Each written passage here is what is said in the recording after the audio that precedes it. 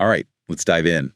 Today we're looking at the conflict in Ukraine, specifically how the new U.S. presidency might change things. Yeah, it'll be interesting to see how Trump's approach impacts the possibility of peace. Definitely. We've got a few different perspectives to consider today, with articles from The Guardian and The Telegraph, and even a piece from 33AJ of a Ukrainian news outlet. Should give us a pretty well-rounded view, I think. Absolutely, seeing how these sources, frame the situation now with Trump in office. Right, exactly. One thing that really jumps out from the Guardian piece is Trump's confidence in achieving peace. He's been pretty vocal, saying both Putin and Zelensky are ready to make a deal. It's a bold statement for sure. Right. The article points out, though, that his inauguration speech didn't really have specifics on how that would happen. Interesting. It does say he's mentioned to reporters that, ending the fighting is in both sides' interest. Okay, so no concrete plan yet, but he definitely seems to think a deal is possible. Right. What's interesting is The Guardian also includes some reactions from Ukrainians themselves. Some are hopeful that Trump can actually pull it off, I can see that. while others are more skeptical, pointing to Putin's history of not compromising. And that skepticism is probably connected to the fact that Trump's envoy, Kellogg, had his trip to Kyiv canceled. Oh, right. Adds a bit of tension, wouldn't you say? A little uncertainty about Trump's involvement. It does. It kind of makes you wonder, what sort of deal does Trump even have in mind? What would an agreement with Putin even look like for Ukraine right now? Big questions, yeah. And the Telegraph piece we have actually explores that a bit, especially through what's going on in Kupiansk. Kupiansk. That article talks about how it went from a symbol of Ukrainian resistance to facing a much tougher situation now. Exactly. They use this personal story of Darwin, a drone operator, to really show the challenges for Ukrainian forces. I was going to ask about that. Yeah. He was describing how Russian jamming tech is getting really sophisticated, making it almost impossible to do effective drone strikes on tanks. Wow. He was able to do that before. Yeah, with, relative ease, he says. But now it's a whole different ballgame. That's a pretty stark contrast. Yeah. So if their best drone operators are struggling, does that mean Ukraine's losing its military edge? It's definitely a worrying sign. And if things keep heading that way, it raises questions about whether continuing the fight is even viable. Yeah. And what about international support? I mean, if Ukraine appears to be losing ground, will other countries still be willing to help? Especially with Trump now prioritizing a peace deal. Right, exactly. That's a crucial point. The Telegraph article suggests there's already some doubt in Washington, particularly since Trump's focus seems to be on securing a peace agreement, even if it means Ukraine having to concede some things. So we've got Trump pushing for peace on one side, and on the other, the situation on the ground is getting tougher for Ukraine. And then, of course, there's the human cost of this war, which both the Telegraph and 33 again really highlight. For sure. These articles really drive home the devastating impact on regular Ukrainians being forced from their homes, enduring constant shelling, and just the emotional weight of it all. It's heavy stuff. 33 again has this particularly heartbreaking story about a Ukrainian soldier betrayed by his own wife while he was fighting. Yeah, that one was tough to read. It just goes to show how war reaches so far beyond the battlefield, affecting every part of people's lives, even their personal relationships. Absolutely. It makes you think about the sacrifices these people are making. But before we dive into those personal accounts, maybe we should circle back to this big question. What is Ukraine actually willing to pay for peace? Right. That's the key thing.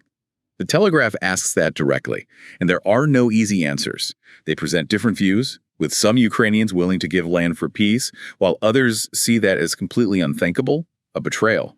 It's understandable to see both sides of that, honestly. Yeah. I can't imagine how difficult that decision must be. Definitely. And that's where Trump's role gets even more complicated. His whole approach, his willingness to deal with Putin directly, the possibility of him limiting aid, all those factors could hugely impact any peace agreement. So, yeah, peace might sound good at first, but it's clear that the path to get there is incredibly complicated. For sure. And to really grasp that complexity, we need to look beyond just the headlines, Consider the political games, the realities on the ground, and what Ukrainians themselves are going through. Absolutely. And speaking of those personal experiences, let's take a closer look at some of those stories that really stood out, starting with that soldier's account from 33 Sharon. This story from 33 Vero, it really shows us the hidden wounds of war, Yeah, it's a powerful reminder that the impact goes way beyond the physical fighting. It gets into these emotional, personal struggles that we don't often hear about. Exactly.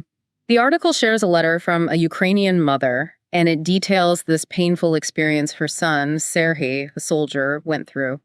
So he was on leave, went to visit his wife and daughter in Germany, Okay. only to find out his wife had moved on, was living with another man. Wow. She left Ukraine with their daughter and started a new relationship while he was off fighting for their country. That's what the mother says in her letter, yeah.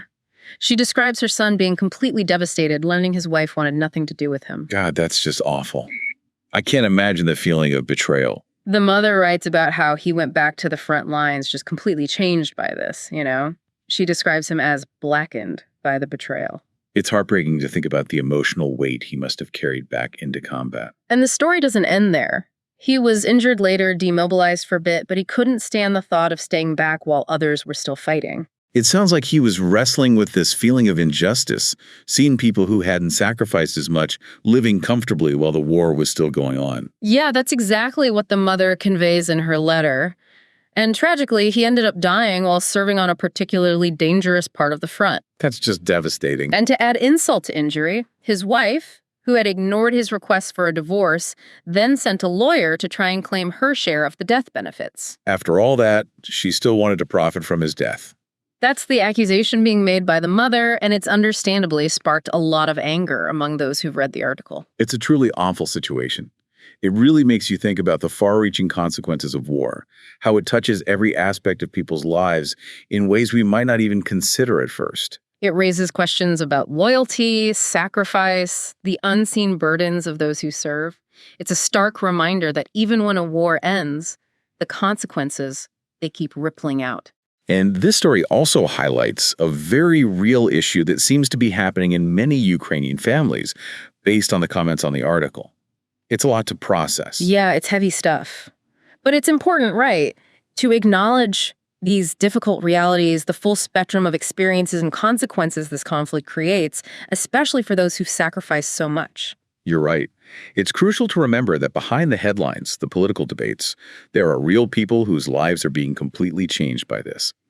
And that brings us back to the Telegraph article and its depiction of Kupiansk, which went from being this symbol of Ukrainian strength to now facing a very uncertain future. Yeah, the article describes this real sense of dread, uncertainty among the residents as they grapple with the possibility of falling back under Russian control. It's almost like watching a slow-motion train wreck. That's a good way to put it. And it's not just Kupiansk facing this threat. The article highlights the steady advance of Russian forces in other areas, which puts increasing pressure on Ukrainian defenses. It sounds like a very difficult position for Ukraine to be in, facing these mounting military challenges, potential pressure from the U.S. to accept a deal, all while dealing with the immense human cost of this war. Exactly. And that brings us right back to that critical question from the Telegraph. What price are they willing to pay for peace? Yeah, the article presented a bunch of different perspectives on this, with some Ukrainians open to ceding territory and others completely against it. Right, and they capture that tension really well through the stories of people in Kharkiv and Kostiantynivka, each person dealing with their own fears, their losses, their hopes for the future. It really shows how complex this issue is. It's amazing, though, how even facing such hardship, there's this persistent spirit of defiance among many Ukrainians. It is inspiring, yeah. They've been through so much, yet their determination to resist, to hold on to their identity, it really shines through. But how long can they realistically hold on, especially with the political landscape shifting so much with Trump back in office? Yeah. His way of approaching this conflict is completely different from what we've seen before. Oh, absolutely. He's all about making deals, getting things done, and seems much less concerned with the, finer points of international diplomacy. And that has some Ukrainians worried, right? That their needs might get pushed aside in the pursuit of a quick resolution. It's a valid concern, especially given Trump's America First approach. He's made it very clear he wants this conflict over quickly, and he's not afraid to apply pressure, even if it means pushing Ukraine to make concessions. So it's a gamble then, but maybe one worth taking. It's tough to say. The stakes are incredibly high, no guarantee of success. But what's obvious is that the future of Ukraine is hanging in the balance, and the choices made in these next few months, they're going to have huge, lasting consequences. We've been talking about how complicated things are in Ukraine, and it seems like there's this real struggle between wanting peace and what it might actually take to get there. Yeah, and that struggle, it's really highlighted by this question the Telegraph asks. What does peace even mean for Ukraine at this point? Can they even achieve a lasting peace, a just peace in this situation? It's the question, isn't it? And there are no easy answers. There's so much to consider. The political pressure, what's happening on the ground militarily, and of course what Ukrainians themselves want. And those desires, they seem to be all over the map. We've seen in these articles that some Ukrainians are willing to give up territory if it means peace, but others see that as an absolute betrayal after everything they fought for. Yeah, it makes sense that there'd be so many different opinions. After all the sacrifices they've made, the thought of giving up any part of their country, it's got to be incredibly painful. Absolutely. And then there's the whole question of what happens after a peace agreement, any agreement. Will it actually bring stability, or could it just set the stage for more conflict down the line? It's a huge question, right? How do you rebuild trust after all the violence and trauma? It seems impossible, almost. So we've got this incredibly complex situation, and then you throw Trump back into the mix, and it feels like predicting anything becomes even harder. Oh, yeah. Trump's approach with his deal-making focus and that willingness to just go straight to Putin, it adds a whole other level of complexity. He's been very clear, hasn't he? He wants this conflict resolved fast, and he doesn't seem too concerned about ruffling feathers to get it done, even if it means pushing Ukraine into making concessions. And that has some Ukrainians worried, understandably, that their voices won't be heard, that their needs will get pushed aside just to get a deal, even if that deal benefits the U.S. or Russia more than it benefits them. It's a valid concern, especially with Trump's whole America First thing. But then again, maybe he's the only one who can actually get Putin to negotiate at all. It's possible, I suppose. He's not held back by the same diplomatic norms as other presidents, and he's clearly willing to take risks that others wouldn't. So it's a gamble, but maybe a gamble worth taking. It's hard to say. Impossible to say for sure, really. The stakes are so high, no guarantees of success. But one thing's crystal clear. Ukraine's future is hanging in the balance, and the decisions made in these next few months, they'll have huge, long-lasting consequences. It's a lot to take in. We've covered the political maneuvering, what's happening on the battlefield, and those incredibly powerful human stories at the heart of all of this. We've seen how complex it all is, the uncertainty, but also those glimmers of hope, even in the midst of such darkness. And I think what stands out the most is that there's no single story, no easy answer. Exactly.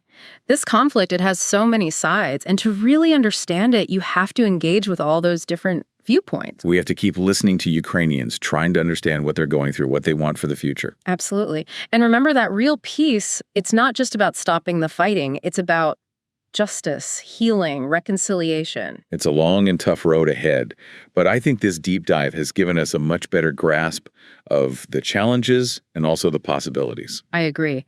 And maybe the most important thing for our listeners to take away from this is stay curious, stay informed, stay engaged. What happens in Ukraine affects all of us, really. Well said.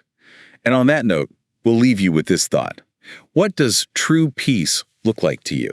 What can each of us do to create a more just and compassionate world? Keep exploring, keep questioning, keep those conversations going. Until next time, stay curious, everyone.